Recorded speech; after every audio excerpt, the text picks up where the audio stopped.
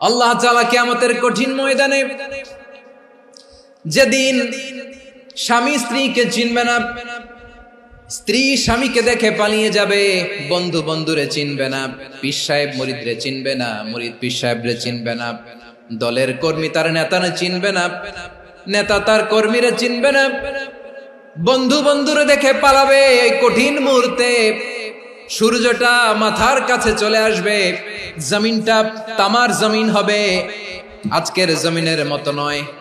মানুষ ঘর্মাক্ত, ক্লান্ত, শ্রান্ত মাথার মগজগুলো কানের ছিদ্র আর নাকের ছিদ্র দিয়ে বেয়ে বেয়ে পড়বে।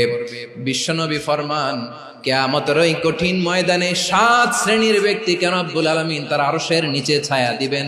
তার মধ্যে প্রথম শ্রেণীর ব্যক্তি হলো ইমামুন আদিল, যে ইনসাফের সাথে বিচার করে, যে জাস্টিস সমাজে সার্ভ করে, যে সুশাসন নিশ্চিত করে, ওই ইমামুন আদিল। আদিল শব্দটা বুঝছেন না? ইন্নাল্লাহা ইয়া'মুরু বিল আদল, পাইছেন? আদিল।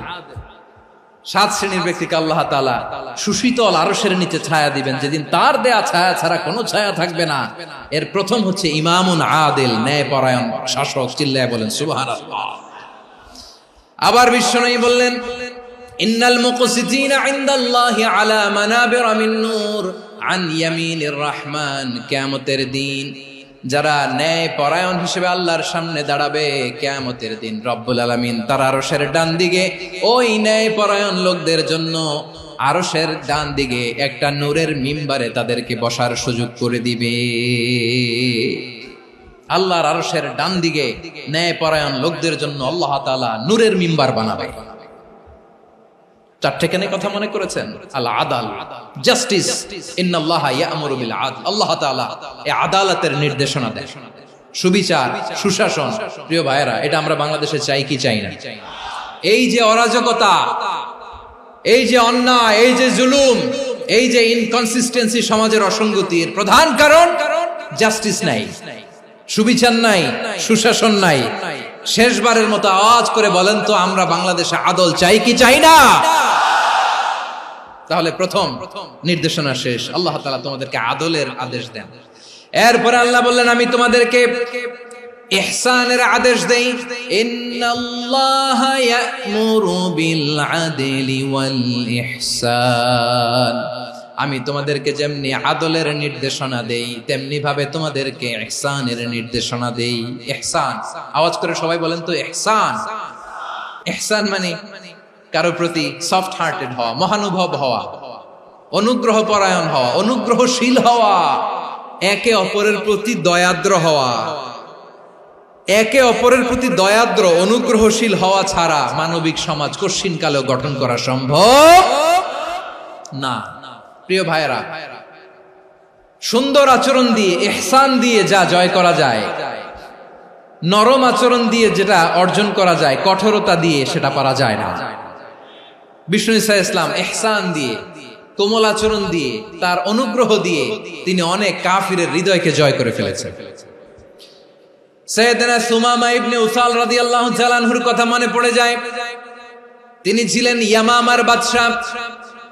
মদিনাতে বিশ্বনবীকে হত্যা করার নিয়তে এসেছিলেন। গোপনে গোপনে বিশ্বনবীকে হত্যা করে আবার ইয়ামামাতে তিনি ফিরে যাবেন। কিন্তু কি অবাক করা কাণ্ড, হত্যা করতে পারে নাই, সাহাবাদের হাতে তিনি ধরা পড়ে গেলেন। সাইয়েদনা সুমামা ইবনে উসাল রাদিয়াল্লাহু তাআলা আনহু হত্যার নিয়তে আসলেন, কিন্তু হত্যা করতে পারলেন না। সাহাবারা ওনাকে ধরে ফেললেন, ধরে মসজিদে নববীর পিলারের মধ্যে বেঁধে রাখলেন।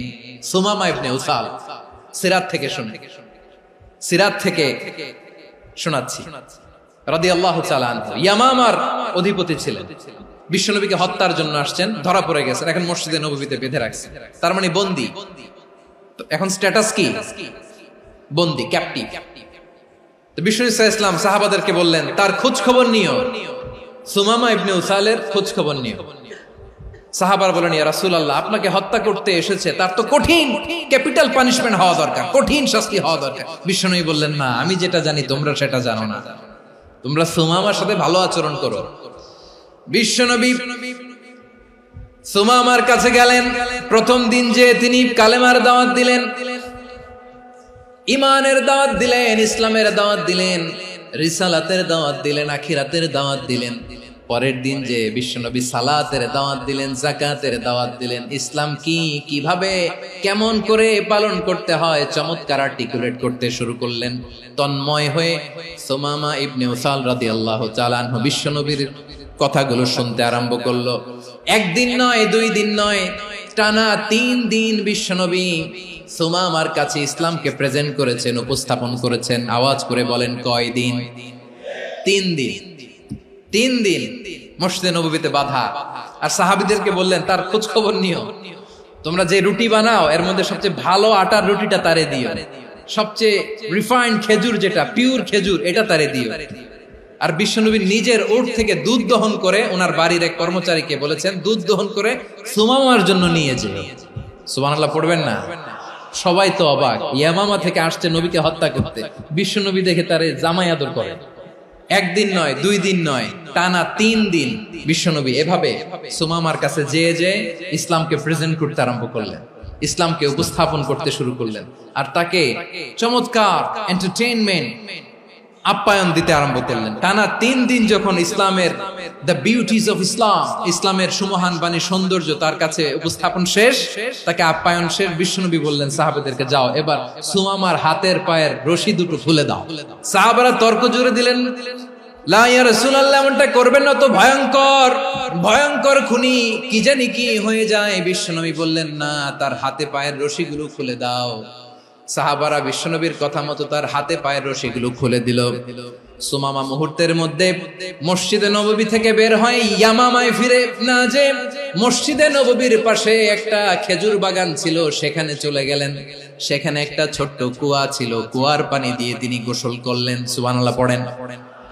কুয়ার পানি দিয়ে গোসল করে মসজিদে নববীর সামনে এসে বিশ্বনবী এবং সাহাবাদের সামনে দাঁড়িয়ে সাব্বাবা উঁচু করে বললেন, আশহাদু আল্লা ইলাহা ইল্লাল্লাহ ওয়া আশহাদু আন্না মুহাম্মাদান আবদুহু ওয়া রাসূলুহু।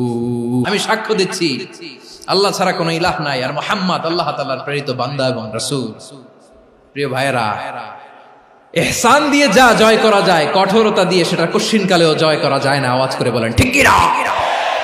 এবার সুমামা দাঁড়িয়ে বলে, ওগো নবী, আমি তো কালিমা পড়ে মুসলমান হয়ে গেলাম, এবার শোনেন, এই মুহূর্তের আগে আপনার চেহারার চাইতে নিকৃষ্ট কোনো চেহারা আমার কাছে ছিল না, কিন্তু শাহাদা পাঠ করার পরে আপনার চেহারার চাইতে উত্তম শ্রেষ্ঠ কোনো চেহারা আমার কাছে আর নাই।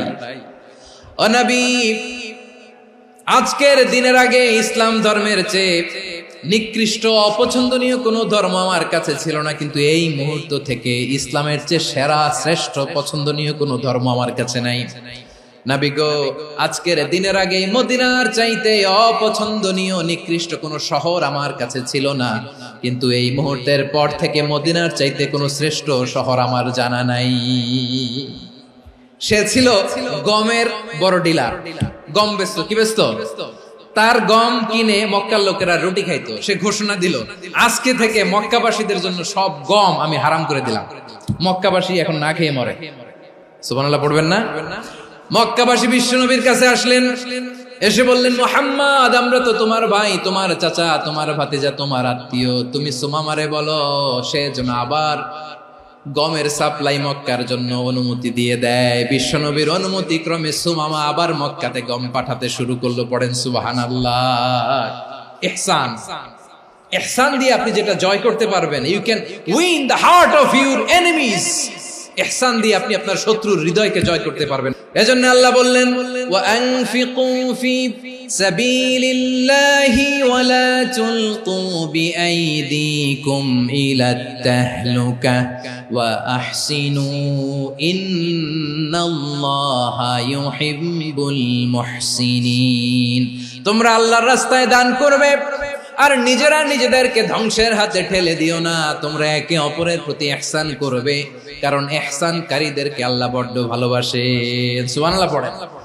আবার সূরা রহমানে আল্লাহ বললেন, হাল জাযাউল ইহসানি ইল্লাল ইহসান ফাবিআইয়ি আলা, সবাই পড়েন, ফাবিআইয়ি আলাই রাব্বিকুমা তুকাযযিবান।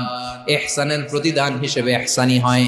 বিশ্বনবী সুমামার প্রতি যেমন ইহসান করেছেন, সুমামাও ঠিক তেমন ইহসান ফিরিয়ে দিয়েছে। ঠিক কিনা বলেন? তাহলে এক নম্বরে হচ্ছে আদ, ন্যায় বিচার। দুই নম্বরে সবাই বলেন ইহসান, সদাচরণ। ইহসান দুই ধরনের প্রিয় ভাইরা, ইহসান ফিল ইবাদা, ইহসান ফিল মুআমালা। ইহসান ফিল ইবাদা হচ্ছে একাগ্র অনুভবে ইবাদতে ডুব দেওয়া, এর নাম ইবাদতের ইহসান। সুবহানাল্লাহ পড়ুন।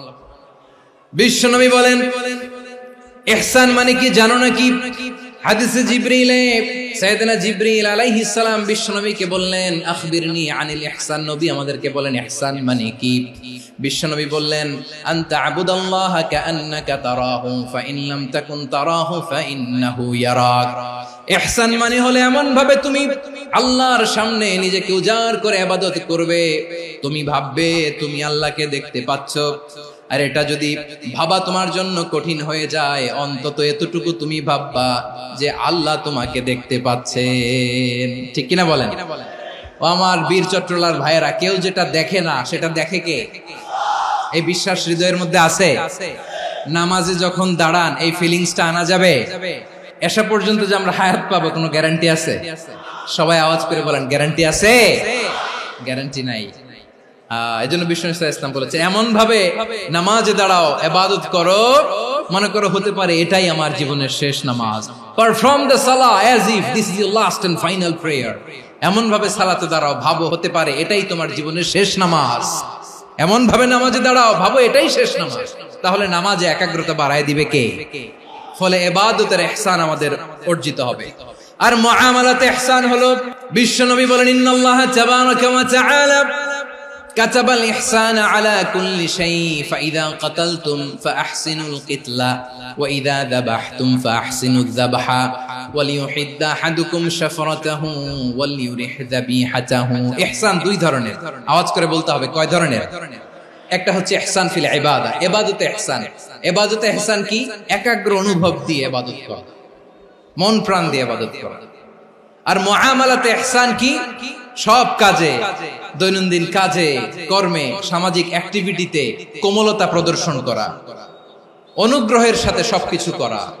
আল্লাহ তাআলা ইন্নাল্লাহা তাবারাকা ওয়া তাআলা কাতাবাল ইহসানা আলা কুল্লি শাই, তিনি সবকিছুর ব্যাপারে ইহসানকে আবশ্যক করেছেন। সবকিছু, মুমিনের সব কাজে ইহসানের পরশ থাকবে। ওয়া ইযা কাতালতুম ফাহসিনুল কিতলা, বিষ্ণুই বলেন তুমি যখন কাউকে হত্যা করো ইহসানের সাথে করো। সুবহানাল্লাহ পড়বেন না? যখন হত্যা করো তখনও ইহসানের সাথে। আচ্ছা হত্যা করবো আবার ইহসান আসবে করতে করে তো মেরেই ফেলবো আমি। আল্লাহ, ও ভাই একজন খুন করেছে, খুনি, রাষ্ট্রীয় আইনে তার শাস্তি হয়েছে ডেথ পেনাল্টি, মৃত্যুদণ্ড। এখন মৃত্যুদণ্ড দেখে আপনি যেমনি মন চায় তেমনি মারবেন লোকটারে? ওর নাক কেটে ফেলতে পারবেন? ওর কান কাটতে পারবেন? ওর চোখ উপড়ে ফেলতে পারবেন আপনি? যেমন মন চায় তার অঙ্গহানি করা যাবে না। ইহসানের সাথে তাকে হত্যা করো। সুবহানাল্লাহ, this is Islam, this is the true essence of Islam. ওয়া ইযা যাবাহতুম ফাহসিনুয যাবহা, যখন জবাই করবে তখনও ইহসানের সাথে জবাই করবে। করব জবাই, ওইখানেও নাকি ইহসান।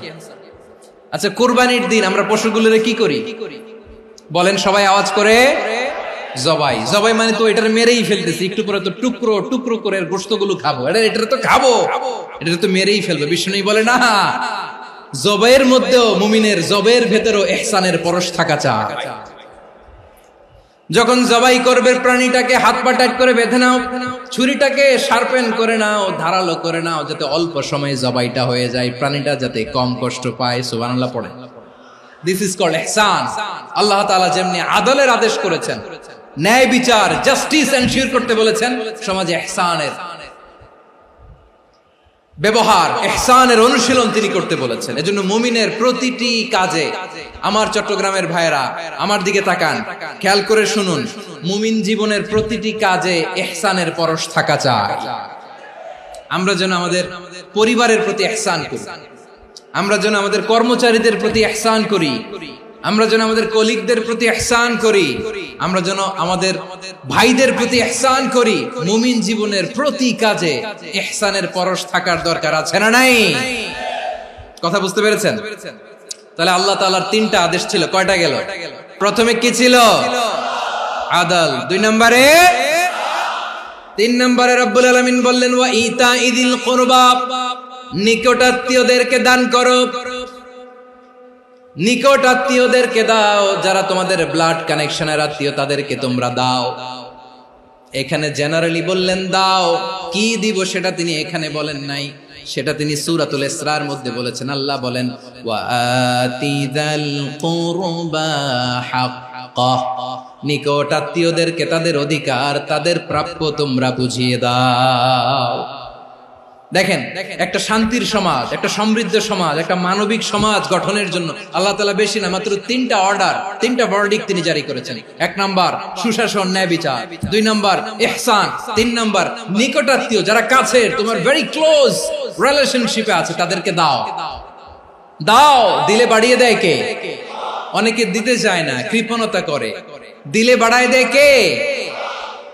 ও মিয়া, মদিনার মধ্যে সবচাইতে গরিব সাহাবী ছিল বেলাল রাদিয়াল্লাহু তাআলা আনহু। ওনার এন্টায়ার অ্যাসেট, সম্পদের পরিমাণ কতদূর জানেন? একটা লুঙ্গি। বেলাল রাদিয়াল্লাহু তাআলা আনহু, ওনার টোটাল ওয়েলথের এস্টিমেশন হচ্ছে মাত্র একটা লুঙ্গি।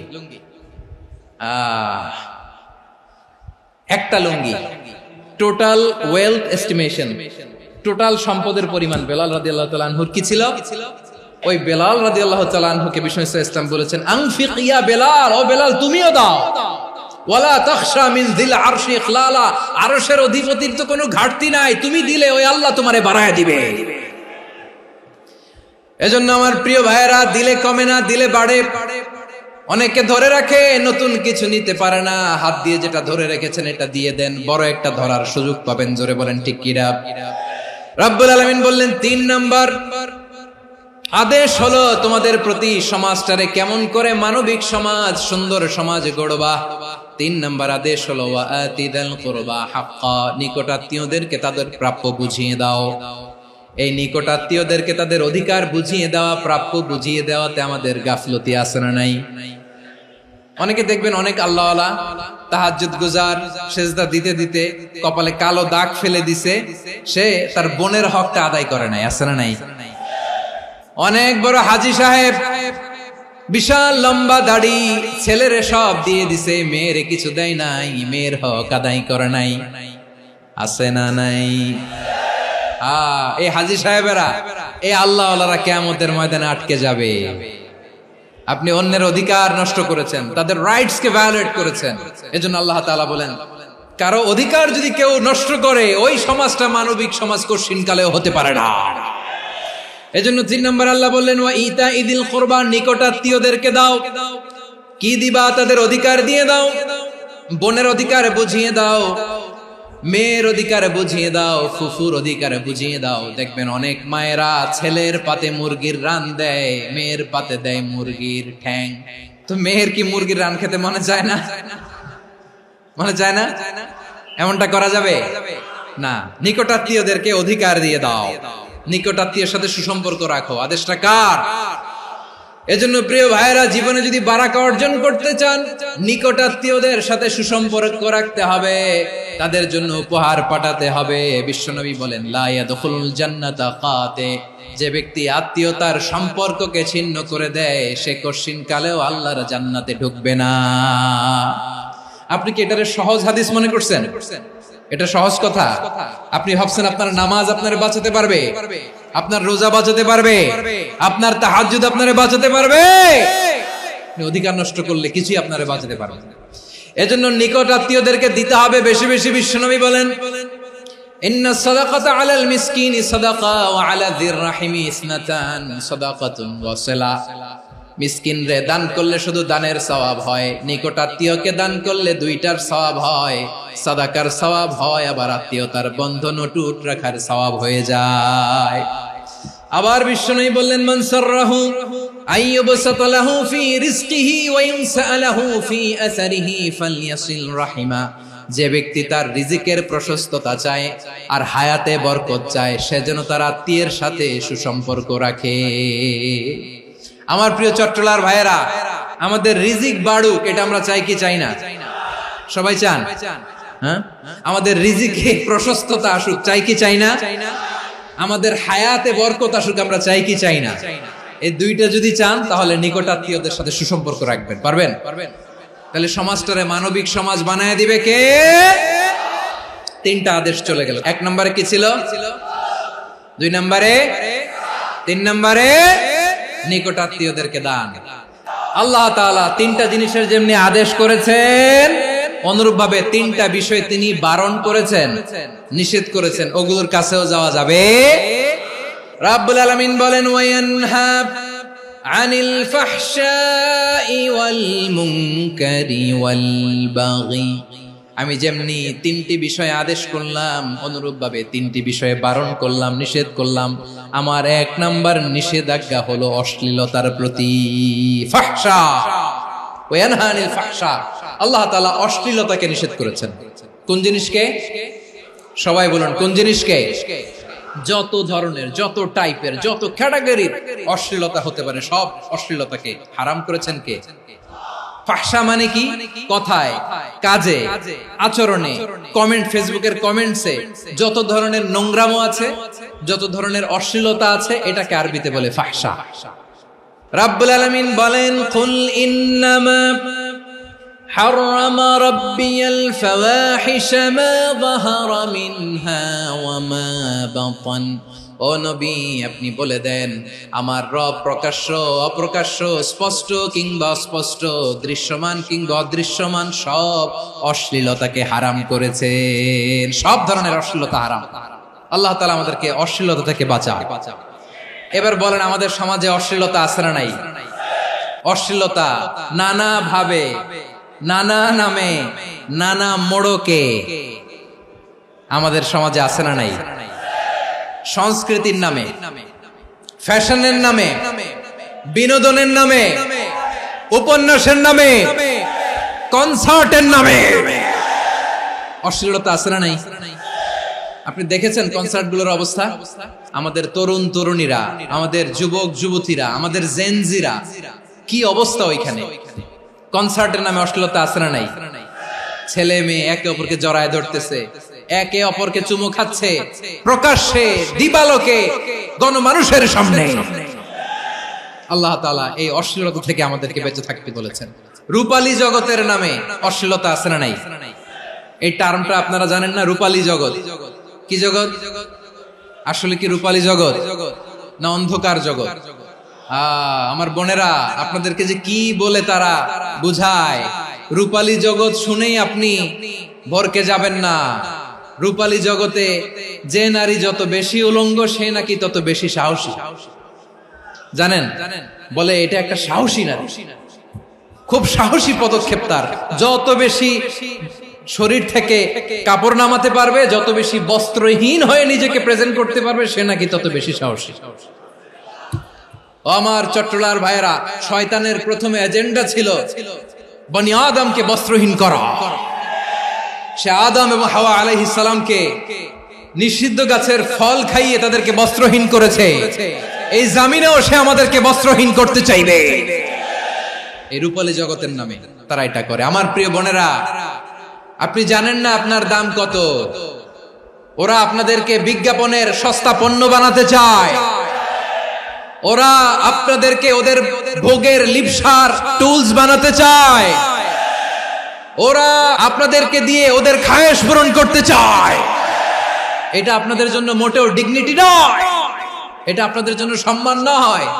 আপনার সম্মান শালীনতায়, আপনার সম্মান হেজাবে, আপনার সম্মান ভদ্রতায়, আপনার সম্মান আপনার ডিসেন্ট পোশাকে। পোশাক বলে দেয় এই নারীটা ভদ্র না অভদ্র। পোশাক বলে দেয় এই মেয়েটা কোন ঘরের মেয়ে। আপনি জানেন না, আপনারা সস্তা পণ্য বানায়, ভোগের পণ্য, বিলবোর্ডে আপনাকে উলঙ্গ করে উপস্থাপন করে। এই অশ্লীলতার সাথে ইসলামের কোন সম্পর্ক। এজন্য আল্লাহ বলেন, আমি অশ্লীলতাকে হারাম করেছি। অশ্লীলতাকে হারাম করার প্রথম কারণ হলো এর মাধ্যমে মানবতাকে অপমানিত করা হয়। কারণ মানুষের সম্মান মানুষের পোশাকে। মানুষ যখন পোশাকহীন হয়ে যায়, বস্ত্রহীন হয়ে যায়, তার সম্মান কমে যায়। ঠিক কিনা? অশ্লীলতাকে হারাম করার প্রথম কারণ হচ্ছে মানুষ মানুষকে অপমান করে। একটা নারী, সে তো সম্মানিত, নারী যে কত সম্মানিত নারীরা এটা বুঝেই নাই।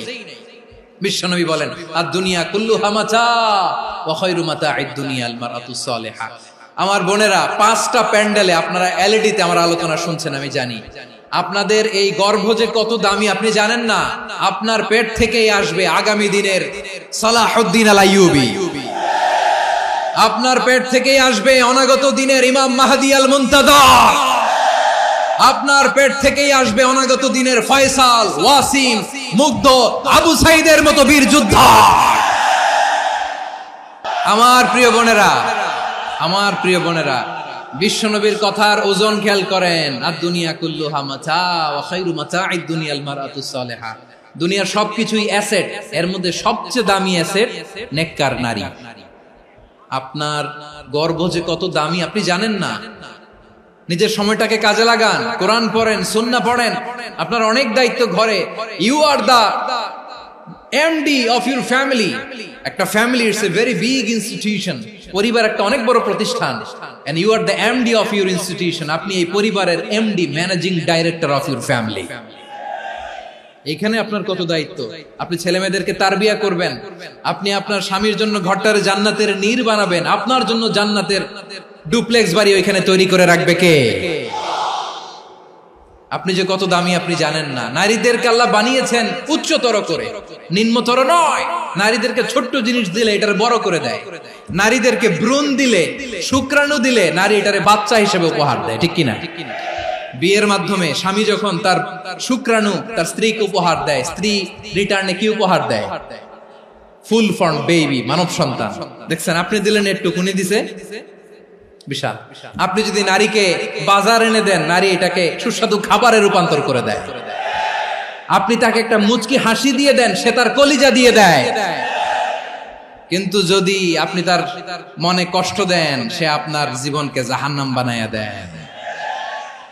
নারীর মন বুঝতে পারলে নেয়ামত, বুঝতে না পারলে কিয়ামত। আমার প্রিয় বোনেরা, আপনি যে কত দামি আপনি জানেন না। অনেক দামি আপনি। আপনাদেরকে যেন ভোগের সস্তা পণ্য বানাতে না পারে, আপনাদেরকে সচেতন থাকতে হবে। তাহলে কেন আল্লাহ তাআলা এই ফাহশা, অশ্লীলতাকে হারাম করলেন? 1 নাম্বার, এতে হিউম্যান ডিগনিটি কমে। 2 নাম্বার, এতে মানুষের অধিকার নষ্ট হয়। আপনি বিয়ে করেছেন, এরে পরকিয়া করেন, ওর সাথে এরকম আছে না নাই? স্ত্রীর অধিকার নষ্ট করেছেন। আপনি বিবাহ সম্পর্কে আবদ্ধ হয়েছেন তার সাথে, আপনি পরকিয়া করেন ওই ছেলের সাথে, আপনি আপনার হাজবেন্ডের সাথে বিট্রে করেছেন। এজন্য আল্লাহ অশ্লীলতাকে হারাম করেছেন। অশ্লীলতাকে হারাম করার আরেকটা কারণ হচ্ছে আল্লাহ তাআলা এই হিউম্যান জেনারেশনকে এটাকে প্রিজার্ভ করতে চায়। হিফজুন নাসল, এটা মাকাসিদুশ শরিয়ার অনেক গুরুত্বপূর্ণ একটা মাকাসিদ, অনেক গুরুত্বপূর্ণ। আপনার নাসল, আপনার জেনারেশনকে সংরক্ষণ করা। এই যে আসতেছে ফেব্রুয়ারি, কত ফেব্রুয়ারি জানো? এটা কি বিশ্ব ভালোবাসা দিবস? হ্যাঁ, কি দিবস? এই বিশ্ব ভালোবাসা দিবসের সাথে মুসলমানদের কোনো সম্পর্ক নাই। আমার প্রিয় ভাইরা, এই যে আপনি অবৈধ সম্পর্কে জড়ালেন, কেন আল্লাহ অশ্লীলতাকে হারাম করেছে দেখেন। বলতেছিলাম যে এটা আপনার নাসল, আপনার জেনারেশন, আপনার লিনিয়েজ, আপনার বংশকে প্রিজার্ভ করা। কে কার বাবা, কে কার মা, বাবা মা জানা, প্রজন্মকে প্রিজার্ভ করা, এটা ইসলাম ওয়াজিব করে দিয়েছে। এই যে অবৈধ সম্পর্কের কারণে, বিশ্ব বেহায়া দিবসের কারণে, এগুলোর আউটকাম, আউটপুট হিসেবে মাঝে মাঝে এই ঢাকা মেডিকেলের ডাস্টবিনে নবজাতকের বাচ্চার কান্নার আওয়াজ শুনতে পাওয়া যায়। চট্টগ্রাম মেডিকেলের ডাস্টবিনে নবজাতকের কান্না শুনতে পাওয়া যায়। বীর চট্টলার মুসলমানেরা বুঝতে পারলে আওয়াজ করে বলেন, এই যে চট্টগ্রাম মেডিকেলে যে নবজাতকটা পাওয়া গেল, ওর বাবাকে আমাকে বলেন, ওর মাকে, ও কোন ফ্যামিলির সন্তান কেউ জানে? আপনি হিউম্যান ডিগনিটিকে অপমান করেছেন না? আপনি তার ভবিষ্যৎকে অন্ধকার করেছেন না? আপনি তার লিনিয়েজকে প্রশ্নবিদ্ধ করে দিয়েছেন না? এই জন্য আল্লাহ তাআলা অশ্লীলতাকে আমাদের জন্য হারাম করে দিয়েছেন। পড়েন সুবহানাল্লাহ। এই জন্য রাব্বুল আলামিন বলেন, কুল ইন্নামা হারাম রাব্বিয়াল ফাওয়াহিশা মা যাহারা মিনহা ওয়া মা বাতান। প্রকাশ্য অপ্রকাশ্য সব অশ্লীলতাকে হারাম ঘোষণা করে দিয়েছে কে? আবার দুনিয়ার বুকে যারা অশ্লীলতার প্রসার করে তাদের জন্য শাস্তি মজুদ রেখেছে কে? রাব্বুল আলামিন বলেন, ইন্নাল্লাযীনা يحبون أن تشيع الفاحشة في الذين آمنوا لهم عذاب أليم في الدنيا والآخرة والله يعلم وأنتم لا تعلمون নিশ্চয়ই যারা বিশ্বাসীদের মাঝে অশ্লীলতার প্রচার প্রসার করতে চায় তাদের জন্য আমি মর্মন্তুদ শাস্তি প্রস্তুত করে রেখেছি, দুনিয়াতেও রেখেছি, আখিরাতেও রেখেছি। ঘোষণাটা কার? যারা এই নাটকের নামে, সিনেমার নামে, রূপালী জগতের নামে, মুভির নামে, ওটিটি প্ল্যাটফর্মের নামে আমার সমাজে অশ্লীলতা ছড়াতে চায় তাদের জন্য কঠিন মর্মন্তুদ শাস্তি মজুদ রেখে দিয়েছে কে? ও আমার বোনেরা, এখনো আপনি জাগবেন না? এখনো আপনার চিন্তার দুয়ারে এখনো নাড়া পড়ে নাই? ওরা আপনাকে উলঙ্গ বানাতে চায়, ওরা আপনাকে আইটেম গার্ল বানাতে চায়। এজন্য ইসলাম অশ্লীলতাকে হারাম করেছে। হারাম।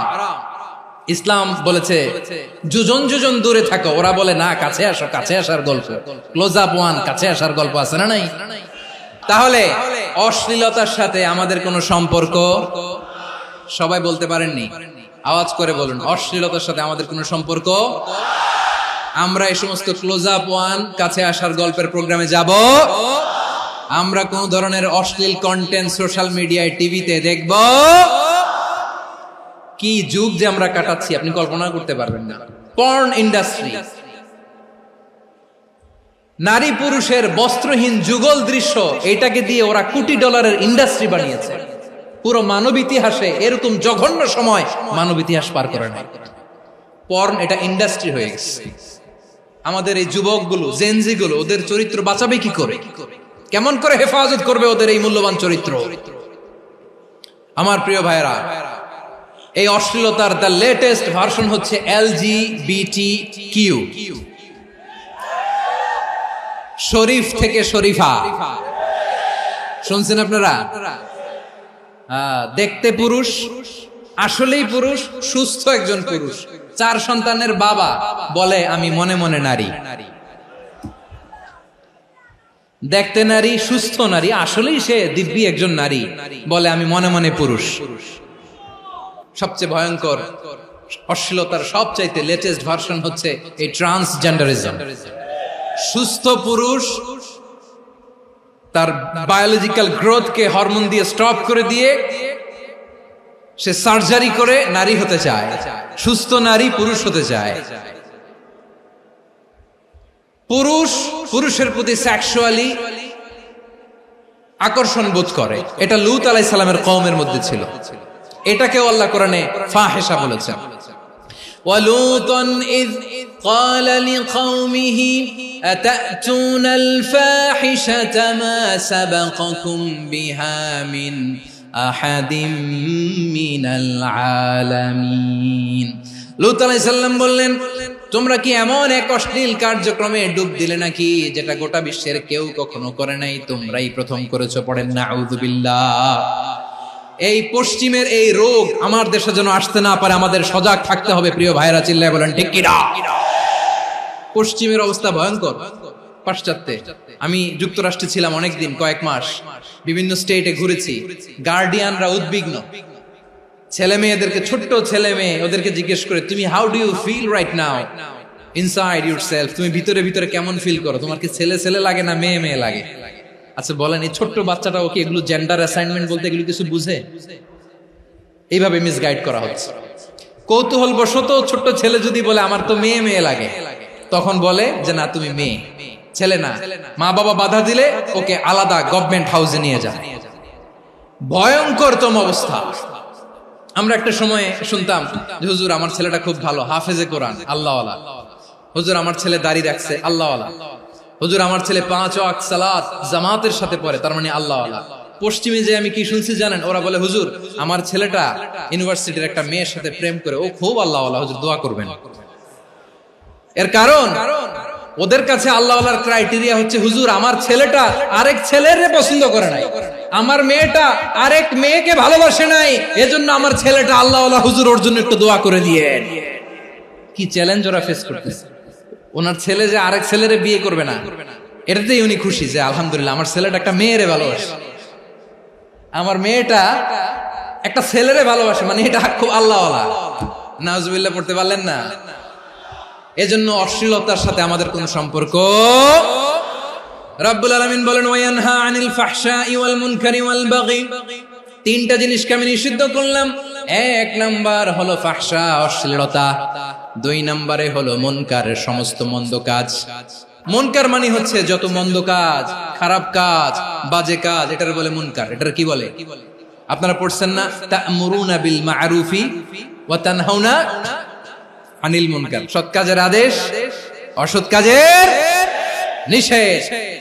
মুনকার, মুনকার হচ্ছে মানুষের স্বাভাবিক বিবেকবোধ যেটাকে খারাপ বলে, ওইটাই মুনকার। পৃথিবীর সব আসমানি গ্রন্থ যেটাকে খারাপ বলেছে, মানুষের স্বাভাবিক বিবেকবোধ যেটাকে খারাপ বলেছে, এগুলো সব মুনকার। যেমন ইফতিজিং, এটা কি ভালো না খারাপ? মজুদদারি, খাদ্যে ভেজাল দেওয়া, ওজনে কম দেওয়া, মাছে ফরমালিন মিশানো, চাঁদাবাজি, টেন্ডারবাজি, দখলবাজি, এগুলো আমাদের স্বাভাবিক বিবেকেই বলে এগুলো খারাপ, এগুলো হচ্ছে মুনকার। আল্লাহ তাআলা এই মুনকার থেকে আমাদেরকে বেঁচে থাকতে বলেন, আর শয়তান এই মুনকারের প্রতি আমাদেরকে উদ্বুদ্ধ করে। আল্লাহ তাআলা বললেন, ইয়া আইয়ুহাল্লাযীনা আমানু লা তাত্তাবিউ খুতুওয়াতিশ শাইতান ওয়া মান ইয়াত্তাবি' খুতুওয়াতিশ শাইতানি ফাইন্নাহু ইয়া'মুরু বিল ফাহশাই ওয়াল মুনকার। আল্লাহ বললেন, আমার গোলামেরা শোনো শোনো, ও আমার বিশ্বাসী বান্দারা খবরদার, তোমরা কশিনকালেও শয়তানের পদাঙ্ক অনুসরণ করবে না, কারণ শয়তান তোমাদেরকে অশ্লীলতা এবং মন্দ কাজের দিকে উদ্বুদ্ধ করে। আমাদের কাজ হচ্ছে শয়তান আমাদেরকে যেদিকে নিতে চায় আমরা তার উল্টা দিকে যাব। শয়তান এই মন্দ কাজকে আমাদের কাছে বিউটিফাই করে, চাকচিক্যময় করে আমাদের সামনে উপস্থাপন করে। এজন্য আল্লাহ বলেন মুনকারকে থামাতে হবে, মুনকার প্রতিরোধ করতে হবে। মুনকার প্রতিরোধের দায়িত্ব শুধু আমাদের নাকি? শুধু আপনার খতিব সাহেবের, ইমাম সাহেবের, নাকি মুসলিম উম্মার সবার? আওয়াজ করে বলুন, মুনকার অসৎ কাজ প্রতিরোধের দায়িত্ব কার? রাব্বুল আলামিন বলেন, কুনতুম খায়রা উম্মাতিন উখরিজাত লিন-নাসি তা'মুরুনা বিল মা'রুফি ওয়া তানহাউনা আনিল মুনকার। তোমাদেরকে শ্রেষ্ঠ জাতি করে জমিনের মধ্যে আবির্ভূত করা হয়েছে, যাতে করে তোমরা জমিনের ভেতরে সৎ কাজের আদেশ করতে পারো আর অসৎ কাজের নিষেধ করতে পারো। উম্মাহ, কুনতুম খায়রা, তাহলে গোটা উম্মার দায়িত্ব, এটা বুঝতে পারছেন তো? আচ্ছা, আরো নিচে আসেন। এরপরে আল্লাহ বললেন, শুধু উম্মাহ না, এই জমিনের রাজত্ব আমি যাদের হাতে দেই, এই জমিনের মালিক আমি যাদেরকে বানিয়ে দেই, যাদেরকে আমি সরকারের দায়িত্ব দেই, তাদেরকেও মুনকার প্রতিরোধের দায়িত্ব দিয়েছে কে? আল্লাহ বলেন, যারা ক্ষমতার মসনদে বসেছে তাদেরকে 4 দফা কর্মসূচি আমি আল্লাহ দিলাম। আওয়াজ করে বলেন, কয় দফা? আল্লাহ বলেন, আল্লাযীনা ইম্মাক্কান্নাহুম ফিল আরদি আকামুস সালাতা ওয়া আতাউয যাকাতা ওয়া আমারু বিল মা'রুফি ওয়া নাহাউ আনিল মুনকার ওয়ালিল্লাহি আকিবাতুল উমুর। যারা এই জমিনের উত্তরাধিকার হয়েছে তারা 4 দফা কর্মসূচি নিয়ে সামনে আগাবা। সালাত কায়েম করবা, যাকাত আদায় করবা, সৎ কাজের আদেশ দিবা, অসৎ কাজ থেকে মুনকার প্রতিরোধ করবা। আদেশটা কার? আমার প্রিয় চট্টলার ভাইরা, পুরো উম্মার দায়িত্ব মুনকার প্রতিরোধ করা, সরকার প্রধানের দায়িত্ব মুনকার প্রতিরোধ করা। এরপর আল্লাহ বলেন, প্রতিটা ফ্যামিলির যিনি প্রধান, সিইও, বাবা, প্রত্যেক বাবারও দায়িত্ব এই মুনকার প্রতিরোধ করা। আওয়াজ করে বলেন ঠিক কি না? যেমনটি সাইয়েদনা লোকমান আলাইহিস সালাম ওনার কলিজার টুকরা সন্তানকে আদেশ করেছেন, ইয়া বুনাইয়া আকিমিস সালাতা ওয়া'মুর বিল মা'রুফি ওয়ানহা আনিল মুনকার। পড়েন সুবহানাল্লাহ। বাবা ছেলেকে সবক দিচ্ছে, লোকমান আলাইহিস সালাম ছেলেকে বলতেছে, ওরে আমার কলিজার টুকরা সন্তান, ওরে আমার বাছা, নামাজ কায়েম করবা, সৎ কাজের আদেশ দিবা, আর মুনকার প্রতিরোধ করবা, অসৎ কাজ সমাজ থেকে খারাপ কাজকে ঝেঁটে বিদায় করে দিবা। তাহলে দেখেন আমি স্টেপ বাই স্টেপ নামলাম। পুরা উম্মার দায়িত্ব, জমিনের উত্তরাধিকারী আল্লাহ যাদেরকে বানিয়েছেন সরকার, তাদের দায়িত্ব, প্রতিটি ফ্যামিলির প্রধানের দায়িত্ব, এরপরে বিশ্বনবী বলেন সচেতন প্রতিটি মুসলিমের দায়িত্ব সমাজ থেকে মুনকারকে উৎখাত করা। বিশ্বনবী বলেছেন মান রাআ মিনকুম মুনকারান ফালিয়ুগাইয়িরহু বিয়াদিহি ফাইন লাম ইয়াসতাতি ফাবিলিসানিহি ওয়া ইন লাম ইয়াসতাতি ফাবিকলবিহি ওয়া যালিকা আযআফুল ঈমান। সমাজে যে মুনকার দেখবে, খারাপ কাজ দেখবে, সে যেন হাত দিয়ে সেটাকে থামায়। আমার প্রিয় ভাইরা, না থামালে আমরাই ডুববো শেষমেশ। আমাদের বাঁচার জন্য হইলেও থামাইতে হবে। রব্বুল আলামিন বলেন ওয়াত্তাকু ফিতনাতাল লা তুসিবান্নাল্লাযীনা যালামু মিনকুম খাসসা। ও আমার গোলামেরা, ওই আযাবকে ভয় করো যে আযাব যখন আমি জমিনের বুকে পাঠাই শুধু জালেমদেরকেই মারি না, আলেমদেরকেও মারি। আযাব যখন আসে তখন শুধু জালিমই মরে না, আলেমও মরে। জানেন মুসা আলাইহিস সালামের পায়ে একবার লাল পিঁপড়া, তো উনি রেগে মেগে পাশি দেখে লাল পিঁপড়ার বাসা, পা দিয়ে ডলে মুছে সবগুলো পিঁপড়া মেরে ফেলছে। এই ঘটনাটা আল্লাহ ঘটিয়েছেন এজন্য মুসা আলাইহিস সালাম ছিলেন কালিমুল্লাহ, সরাসরি আল্লাহর সাথে কথা বলতেন। তিনি আল্লাহকে জিজ্ঞেস করেছিলেন, আল্লাহ তুমি যখন কোন জনপদে আযাব পাঠাও, শাস্তি দাও, ওখানকার শুধু জালেমরাই তো মরে না, ভালো মানুষগুলাও মরে, তো আযাব দিবা মুশরিকদের উপর দিবা, অবাধ্যদের উপর দিবা, ভালো মানুষগুলোরে মারো কেন? আল্লাহ বললেন, মুসা তোমার যে কামড় দিছিল পায়ের মধ্যে পিঁপড়া, কয়টা পিঁপড়া? একটা পিঁপড়া, তো সবগুলারে মারলা কেন? রেগে মেগে পুরো পিঁপড়ার বাসা ভেঙে মেসাকার করলা কেন? আমি যখন অ্যাকশনে যাই, আমি যখন শাস্তি দেই, তখন এত বাস বিচার করা হয় না, বাস বিচার করা যায় না। যখন অ্যাকশনে যাওয়া হয় ওইটা ডাইরেক্ট অ্যাকশন হয়ে যায়। চিল্লায় বলো ঠিক কি না? এজন্য আমাদের বাঁচার জন্য হলেও এই পাপ থামাতে হবে, এই শয়তানের অট্টহাসি থামাতে হবে, অন্যায় অপরাধ সমাজ থেকে আমাদের থামাতে হবে। কারণ আযাব আসলে ওরাও মরবে, আমরাও মরব। একটা জাহাজ 2 তলা, আপনি আছেন 2য় তলায়। নিচের তলার কিছু লোক জাহাজের তলা ছিদ্র করতে আরম্ভ করছে। কি ছিদ্র করতেছে? আচ্ছা, জাহাজের তলা ছিদ্র করলে তলা দিয়ে কি ঢুকে? এখন আপনি যদি বলেন আমার কি, আমি তো 2 তলায়, আমি তো ভালো আছি, ওরা ছিদ্র করে ওরা মরবে। আসলে কি শুধু ওরা মরবে? তলা দিয়ে যখন পানি ঢুকবে, জাহাজ ঢুকলে আপনিও মরবেন। এজন্য নিজে মরার আগে ওই পাগলগুলোর নিচতলায় যে থামাতে হবে। চিল্লায় বলেন ঠিক কি না?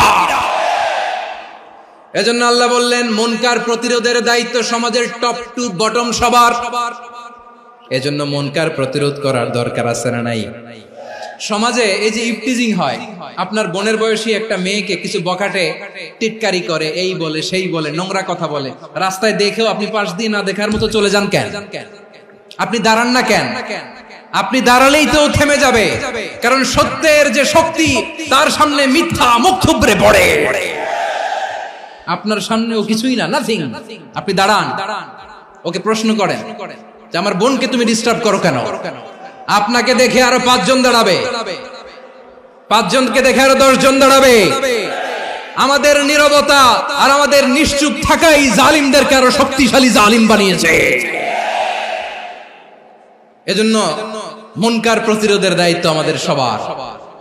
টেন্ডারবাজি, চাঁদাবাজি, দুর্নীতি, অপরাধ, দখলদারিত্ব, মজুদদারি, এগুলো সবকিছু একসাথে প্রতিরোধ করতে হবে। ঠিক কিনা বলেন? একটা মানবিক সমাজ যদি চাই, প্রতিরোধ করতে হবে। প্রিয় ভাইয়েরা, আল্লাহর শপথ নিয়ে বলি, এই নাসিহাত গুলো সবার জন্য, সব দলের জন্য, সব মতের মানুষের জন্য। আমরা কোনো দলের প্রতি মানুষকে ডাকি না, আমরা ডাকি ইসলামের দিকে। সব দলের, সব মতের, সব মানুষদেরকে আমরা আহ্বান জানাই, আসুন আমরা একটা সুন্দর সমাজ বিনির্মাণ করি। এই যে নতুন বাংলাদেশের এক সুযোগ এসেছে, আর জীবনে হয়তো আসবে না, সামনের 100 বছর এই সময় আসবে না। আসুন দেশটাকে আমরা সাজাই, আসুন আমরা দুর্নীতি বন্ধ করি, আসুন আমরা চাঁদাবাজি বন্ধ করি, আসুন আমরা দখলদারিত্ব বন্ধ করি, আসুন আমরা এক দল আরেক দলকে নিশ্চিহ্ন করার যে রাজনীতি, এটা বন্ধ করি। সব দলের প্রতি আমার আহ্বান, আমরা চাঁদাবাজ মুক্ত বাংলাদেশ চাই, জুলুম মুক্ত বাংলাদেশ চাই, ফ্যাসিজম মুক্ত বাংলাদেশ চাই, গুণ খুন খারাপি মুক্ত বাংলাদেশ চাই, আমরা নতুন ভোরের বাংলাদেশ চাই। ওই বাংলাদেশ পাওয়ার জন্য মুনকার প্রতিরোধে, অন্যায় প্রতিরোধে যদি বাঘের বাচ্চার মতো, আবু সাইদের মতো দুই হাত উঁচু করে বুককে টান টান করে প্রসারিত করে দাঁড়াতে হয়, রাজি আছো মুসলমান? রাব্বুল আলামিন বলেন ওয়ায়ানহা আনিল ফাহশাই ওয়াল মুনকারি ওয়াল বাগি ইয়াইদুকুম লাআল্লাকুম তাযাক্কারুন। আল্লাহ বললেন আমি অশ্লীলতাকে নিষেধ করি, আমি সব ধরনের মন্দ কাজকে নিষিদ্ধ করি, সব শেষে আমি সীমা লঙ্ঘনকে তোমাদের জন্য নিষিদ্ধ করি। নিষিদ্ধ করেছেন কয়টা জিনিস? 1 নম্বরে অশ্লীলতা, 2 নম্বরে মুনকার তথা সব মন্দ কাজ, 3 নম্বরে আল বাগি সীমা লঙ্ঘন, ক্রসিং দ্য লিমিট।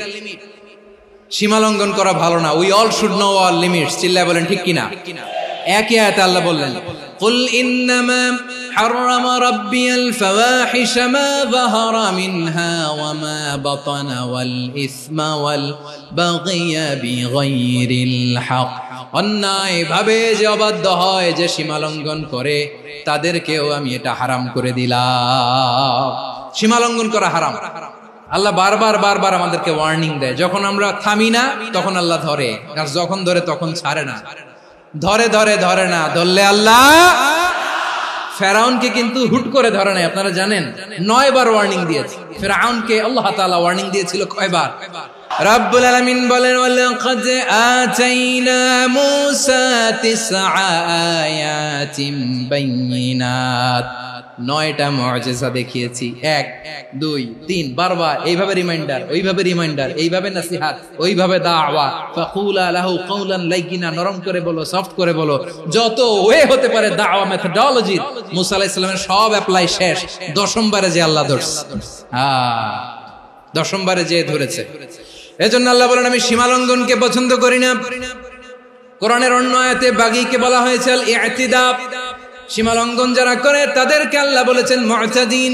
ওয়াকাতিলু ফি সাবিলিল্লাহিল্লাযীনা ইউকাতিলুনাকুম ওয়া লা তা'তাদু ইন্নাল্লাহা লা ইউহিব্বুল মুতাদিন। আমি সীমা লঙ্ঘনকারীদেরকে কোশ্চিনকালেও পছন্দ করি না। আমরা যেন সীমা লঙ্ঘন না করি, রাজি আছেন তো? যে কোনো ক্ষেত্রে ইবাদতে যেন সীমা লঙ্ঘন না করি। অনেকে আমরা ইবাদতে সীমা লঙ্ঘন করে ফেলি। বিশ্বনবী সাল্লাল্লাহু আলাইহি ওয়াসাল্লাম যেটা শিখিয়েছেন এর বাইরে যে অতিরিক্ত বুজুর্গ হতে চায়, এরকম আছে না নাই?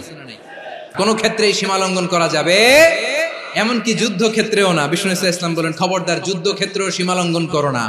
কি সুন্দর ইসলাম আমরা পেয়েছি। বিশ্বনবী বলেন খবরদার যুদ্ধের ময়দানে কোনো নারীর গায়ে হাত তোলো না, কোনো শিশুর গায়ে হাত তোলো না, কোনো গবাদি পশু হত্যা করো না, কোনো শস্য ক্ষেত্র ধ্বংস করো না, ইবাদতরত অন্য ধর্মের কোনো সন্ন্যাসীর গায়ে হাত তোলো না। বলেন সুবহানাল্লাহ।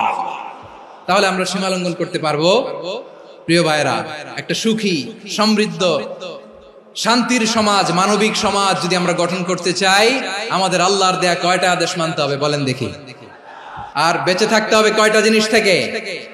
আল্লাহর আদেশ কি? 1 নাম্বার আদাল, ন্যায়পরায়ণতা। আমরা সুবিচার, সুশাসন, ন্যায় বিচার চাই কি চাই না?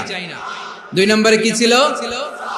মাশাআল্লাহ, আমরা যেন সবার প্রতি দয়া পরবশ হই, ইহসান করি। 3 নম্বরে কি ছিল? নিকটাত্মীয়দের দান করা, তাদের অধিকার প্রাপ্য বুঝিয়ে দেওয়া। পাশাপাশি 3টা জিনিস থেকে আল্লাহ বারণ করেছেন, নিষেধ করেছেন। তার প্রথমটা ফাহশা, অশ্লীলতা। অশ্লীলতার সাথে আমাদের কোনো সম্পর্ক। 2 নম্বর নিষেধাজ্ঞা কি ছিল? আল মুনকার, সমাজের যত মন্দ কাজ এগুলোকে আমরা প্রতিরোধ করব। রাজি আছেন তো সবাই? 3 নম্বরে আল বাগী, সীমালঙ্ঘন। কোন মুসলিম সীমালঙ্ঘন করে না। রাব্বুল আলামিন শেষে বললেন ইয়াইদুকুম লাআল্লাকুম তাযাক্কারুন। আল্লাহ তোমাদেরকে উপদেশ দেন যাতে তোমরা শিক্ষা গ্রহণ করো। আমরা উপদেশ দেব, আমরা জোর করে কাউরে কিছু মানাতে চাই না। লা ইকরাহা ফিদ্দিন ওয়াযাক্কির ফাইন্না যিকরা তানফাউল মুমিনিন। উপদেশ দিলে এটা মুমিনদের কাজে দেয়। লাস্তা আলাইহিম বিমুসাইতির ইন্নামা আনতা মুযাক্কির। নবী হে, আপনি রিমাইন্ডার দাতা, আপনি উপদেশ দিবেন। আমরাও বিশ্বনবীর এই হাদিসগুলো থেকে, কোরআনের আয়াত থেকে রিমাইন্ডার, এই কথামালা, বাণী বাহক হিসেবে এই বাণীগুলো আপনাদের সাথে কাছে পৌঁছে দিলাম। আমরা আল্লাহ তাআলার কাছে প্রার্থনা করি, আল্লাহ আমরা যেন আদল দিয়ে আমাদের সমাজকে গঠন করতে পারি। আল্লাহ আমরা যেন ইহসান করতে পারি। আমরা যেন নিকটাত্মীয়দের দান করতে পারি। আল্লাহ যত ধরনের অশ্লীলতা, অনাচার, মন্দ কাজ, সীমালঙ্ঘন, অবাধ্যতা থেকে যেন আমরা বেঁচে থাকতে পারি। আল্লাহ তাআলা আমাদের সবাইকে কথাগুলো বোঝার ও আমল করার তৌফিক দান করুক। হাযা মা ইনদি ওয়াল ইলমু ইনদাল্লাহ আলাইহি তাওয়াক্কালতু ওয়া ইলাইহি উনীব। সুবহানাকাল্লাহুম্মা বিহামদিকা আশহাদু আল্লা ইলাহা ইল্লা আনতা আস্তাগফিরুকা ওয়া আতুবু ইলাইক।